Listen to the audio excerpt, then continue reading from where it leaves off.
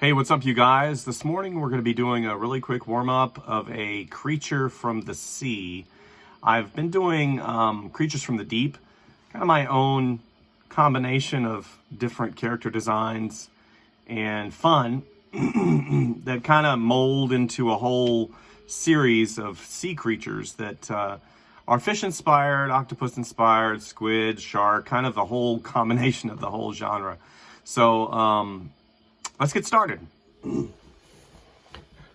Okay, so, felt like I just talked to you guys. Gosh. I'm just kidding. Today we're working with a general pencil. I've actually run out of my color erase pencil reds, which is terrible. I love my color erase pencil reds. Color erase is a little bit different than, sorry about the noise. It's a little bit different than these. These are a little bit softer, the generals. The color erase pencils are really nice because they have a nice balance between softness and hardnesses. And then, of course, we come to this, the Koh-i-Noor Woodless Progresso pencil. This is light vermilion. I like this for large, broad strokes. I might actually use this the first thing this morning. So, Creatures of the Deep. Why do I like doing Creatures of the Deep? Probably because the shapes are really simple and I can add and subtract details as I see fit, and I can interject a lot of character into these things. I've done a lot of these through my digital devices and stuff, just because, you know, I'll sit down and I'll start drawing on the iPad or whatever. And to me, it's one of those things where I can really just do something quickly, get it wrapped up, and then move on to the next one. If you guys have been watching me, hopefully you have, you know that I've been doing some character sketches as warm-ups. So this is kind of right in that same vein of doing that. So we're going to start out with kind of a circle. It's going to be a fish-inspired. I'm doing fish-inspired this morning. So hopefully we'll get that.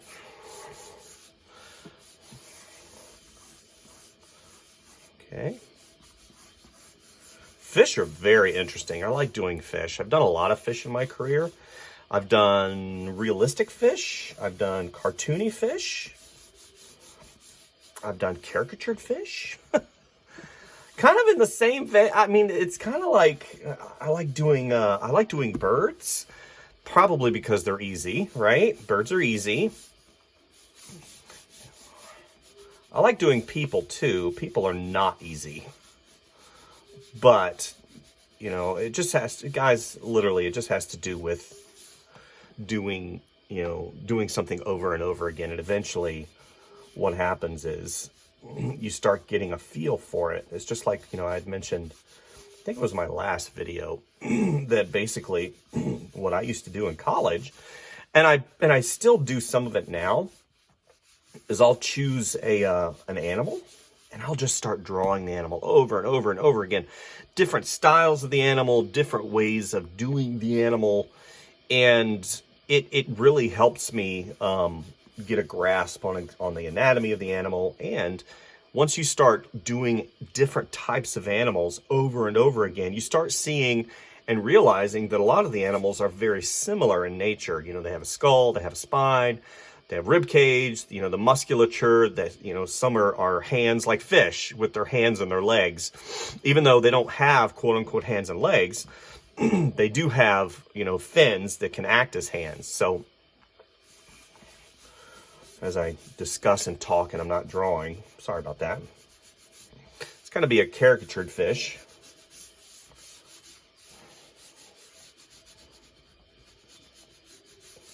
Right? Going to have his teeth here. That bottom lip comes out somewhat. It's pronounced. Now what I'm going to do is, after I get done with this initial really quick sketchery do, gonna have that fin come around, have the fin come here as it comes around like this. For those of you guys who don't know, I used to live in Florida, where a lot of the fish live. So I grew up near the beach. So that's probably another reason why I have an affinity for birds, birds of paradise, birds of prey, because we had ospreys and eagles, and also, you know, hawks, red-tailed hawks. And I also have a really, just a connected affinity for fish in general. Okay, so as you see, I've already got map. This is kind of my map, right? Whenever you're exploring, you know, if you don't have a GPS, which kind of really gives you the absolute details, you have to reference a map. So I reference, whenever I get this down, I get my general shape. You saw the general shape, and then I move into the body, you know, kind of a generic fish body. So let's do this. I'm gonna have this come around, curve in. He's got this line that comes along the side. And in sharks, this line right here, this isn't going to be a shark per se. It might be a combination. I haven't decided yet. Actually, it's not, because they're going to have this big gill. And, you know, sharks have different types of gills that are actually in their body. They don't have this huge gill flap. They have multiple gill flaps. I have this come around right here. What helps me too sometimes, I don't know if it helps you, but it helps me to draw through so I can see where that other part of the fin is. Just got this mane. Fish are different than sharks. Obviously, sharks, you know, sharks are kind of like the bird of prey. They're an apex predator. But this is going to be a kind of a combination creature. He's not going to be fish completely. So we're going to have this come around. Maybe I'll have this come up. I don't like. No, I'm going to have him stay a fish. He's going to stay a fish, since I've already done part of his mouth. So he's going to have some scary teeth, though. So I'm working on a huge project for some clients. And one of the most important things that I've realized as an artist and a freelancer, somebody that does this for a living, is to have all the information ahead of time. Now, you can ask all the right questions. Hey, when's the deadline? When's the stuff due? What do I have all the assets, you know, in play? Since I work on a lot of licensed product, for you guys that don't know, licensed product being something like if you were to work for Mickey Mouse, you know, you don't own Mickey Mouse. Mickey Mouse is a licensed character. So even though you may do some artwork, the artwork is basically, once you put Mickey Mouse or a likeness of Mickey Mouse on it, the artwork is owned by the license owner. So, you know, if you were to do, let's say, Batman, that copyright is owned by Batman, by Warner Brothers, by DC Comics. So I work on a lot of licensed products. So a lot of times I have to basically, let's do this. Let's have that eye come in. Good. Have that socket come around. It's kind of like a cheekbone around here. So what I have to do is I have to ask all the pertinent questions. Do I have all the assets needed to create this particular product? And a lot of times, you know, either I don't get answered, or I have to search or fish for the assets through approved company websites. You know, Disney has a licensed company website. You know, Universal has one.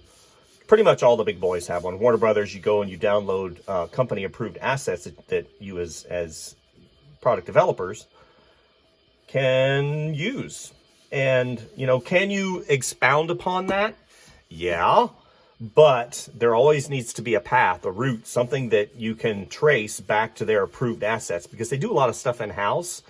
So, like, you know, whenever you work at, let's say you work at Disney Consumer Products, they have in-house artists and character artists that create these assets for licensors, people that create and do stuff outside of Disney, the Disney entity. So basically what happens is you have to use the assets that are approved. You can't just go and draw a Mickey Mouse, because a lot of times the stuff that you do will not be correct. The proportions won't be correct. And Disney wants to have a constant look for their characters. So you have to use what they provide.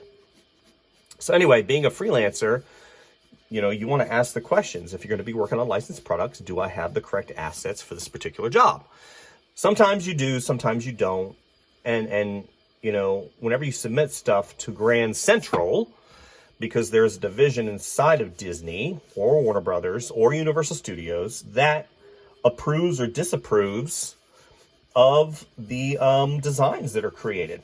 And they always want to go back to the approved assets by, you know, by their company. You know, you can't have Mickey Mouse smoking a cigarette. You can't have that. You can't have, you know, Goofy doing stuff that is not approved. So they will go back and they will look inside of their approved asset book, because it changes every year, and they'll say, oh, that particular design is approved. Yes, we can have Mickey Mouse riding a horse. Yes, we can have Mickey Mouse doing this, because there's the artwork that the inner part of, you know, our guys created. What happens, unfortunately, is sometimes, you know, updates are made, things are done, and assets get changed, and the person creating the artwork on the outside doesn't have all the information. So then you have product developers that will create things a lot of times that aren't or cannot be approved by the licensor or the company that, you know, owns the license for the artwork you're creating. So it's a very convoluted system that unfortunately is something that I've seen over and over again. You have somebody that basically creates the artwork, and it might be beautiful. That has, a lot of times that has nothing to do with it. The beauty has nothing to do with it. It has to do with the continuity of the product that you're creating for, you know, like Disney or one of those other entities, you know. There's a term that I've used on here before, and it's called on model. So you might create a different version of, let's say, Mickey Mouse that might be awesome, right? But unfortunately, what happens is, here, I want this to come around. What happens is, if it doesn't fit inside of that proverbial approving box, the artwork will never get approved.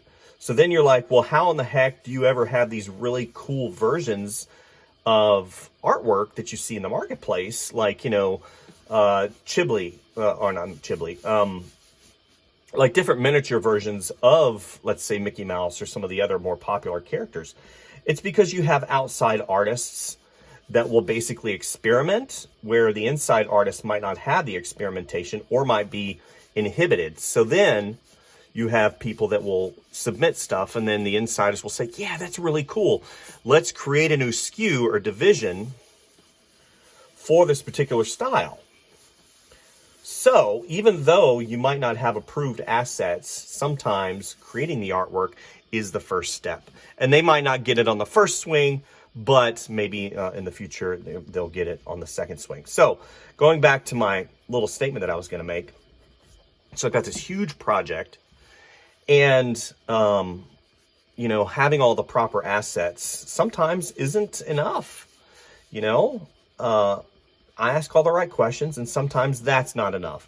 So if you're interested in being in this business of illustration, product design, character design for a larger corporation, or something that you think is going to have so many things that you really want, the reality is everything sometimes changes. You could be working on a project, right? And suddenly, you know, the product developers, those people that help develop the products that are in those, you know, that are in those positions to really have the ideas, quote ideas. They might have the ideas, but not the capability to execute the ideas. Let's have this fin come around. Okay, so here, I'm going to have this kind of break that silhouette. So basically, you're looking at this and you have a nice silhouette. You can read this as a fish, very easy. If I were to go in and color this entire thing in as a silhouette, it would read as what? It would read as a fish. And that's important. So anyway, going back to the whole product developer thing. So I asked all the questions, and if you want to get into this business, you have to be extremely flexible. You can't get pissed off if you've worked on a piece for like 3 weeks and then suddenly the entire concept changes, or you've spent so many hours on developing, you know, this incredible look, and then the entire look and way that they're wanting to do things completely changes. You have to be able to roll with the punches. And you know, sometimes it's easy, guys, I'll be honest with you, sometimes it's easy. But whenever a deadline changes, it affects your bottom line. It affects, especially as a freelancer, because maybe you've quoted for a job and maybe you're like, well, just charge more. Well, if you're on retainer, then you really can't. You have a lot of number of hours, so you just basically have to roll with it and then come up with the artwork in an extremely abbreviated amount of time. You know, do I enjoy what I do? Absolutely. Do I think it's really cool, some of the stuff that I get to work on? Oh, heck yeah. Is it challenging? Yes, it's challenging every day. And somebody asked me, what is the most challenging aspect of freelancing? And I would probably basically say it's the variables, right? It's the variables, the things that you don't see.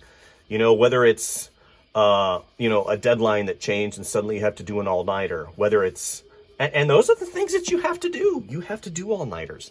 I usually don't do all-nighters anymore because I try and ask all the right questions, right? I try to ask all the right questions. And sometimes, guys, I'll be honest with you, it's not enough. You know, you have to do what it takes to get the job done. And that's one of the things that I told the students when I was teaching. I said, you know, what I'm trying to basically show you are the variables. You know, I wish I could still work because I got let go because of whatever reason. You know, I know that there were some issues with the money at the college that I was at, and it's probably it. And the main chair was not able to basically tell me all the details, and that hurt. But on the other hand, it's business. It's business. I can't take anything personally. The thing is whenever you're teaching, you want to help the kids in such a way and give them the personal touch that they need. And I think that's what hurt the most, is the fact that I didn't know, and therefore I couldn't say goodbye to the kids. I couldn't do any of it because it was after I had handed them all my grades. But what I wanted to tell the kids was, basically, in this world of art, there's a load of variables. And as a freelancer, you're going to run into those variables a lot. So rolling with the punches, and two, in a studio job, you have, you know, budget constraints, you have time, unrealistic timetables. And that's one of the other things, you know, always getting into that notion of finished, not perfect. Because basically, a lot of times you have such an abbreviated amount of time that you can't make it perfect. You can't sit there and spend, you know, 25, 30 hours on a piece to make it absolutely gorgeous. So you have to make it the best that you can make it under the time constraints that you have. There we go. That's what I wanted to do. I wanted to break that silhouette a little bit. And, you know, under the situation that I'm under right now, I have an extreme deadline that I was, you know, the deadline that I didn't, you know, I had asked about the deadline, and of course I didn't get the complete picture. And now the deadline is basically tomorrow. And I'm going to have to make some adjustments. I'm going to have to make some adjustments in my workflow today. That's why I'm drawing a little bit faster so I can get into the studio. But also, you know, I put that right into my little hat, and I say, okay, next time I have to make sure that I get the absolute final cutoff deadline, even though I had asked for it, you know, to make sure that everything gets in there on time. So I'm very appreciative of what I do. I'm very appreciative of the people that I work for. But as a freelancer, sometimes it's hard. It's hard because the variables and the timetables and the things that you don't see that kind of come up and sneak up on you. And gosh, you know, sometimes I just want to say, man, that would have been nice to know. But you can't say that. Or at least not to the people that, you know, you want to say it to. But the reality is this. I love working in the licensed field. It's so much fun. I get to work on things that, you know, a lot of people don't. I get to have the freedom and interject a lot of creativity into those fields. And, you know, the plain fact of the matter is, it's my choice to be a freelancer. It's my choice to do all this. I don't have to be a freelancer. I can go work at a studio if I want to. You know, I love doing stuff that's challenging, and being a freelancer, it changes all the time. So I think that's it. That's all I'm going to do for this particular guy. What I'll end up doing with this one is I'll probably end up taking a picture of it with my phone or my iPad. I'll drag it into iPad or whatchamacallit, iPad Pro. I've been dragging it into Procreate and do some Procreate fun. So hopefully you guys got something today. This hopefully didn't take too much time of your time. Right? Oh, and two, one of the things that you really need to watch is you need to listen to what people say. You know, even though you might have interpreted things one way, it needs to be absolutely clear. Most of the time I try to get stuff in an email. That way I can always reference back to it. And that's coming from experience. You can never say, oh, well, you said this. Well, if you don't have it written in an email, then you can't, you can't say anything because there's no proof. And one person, I had one instance in my old job where, one person had said something, but there was no recorded record of it from an email or a text message or anything. And it was basically one word against the other. And, in the corporate environment, people tend to do things that are a little bit shifty, or sometimes they do, depending on the person. So always make sure you record it in some capacity. All right, I think that's it. That's all I'm going to do for you guys today. Hopefully you enjoyed the video, the short warm-up video. That's all this was today. I think I say that every time. Maybe he's kind of in a...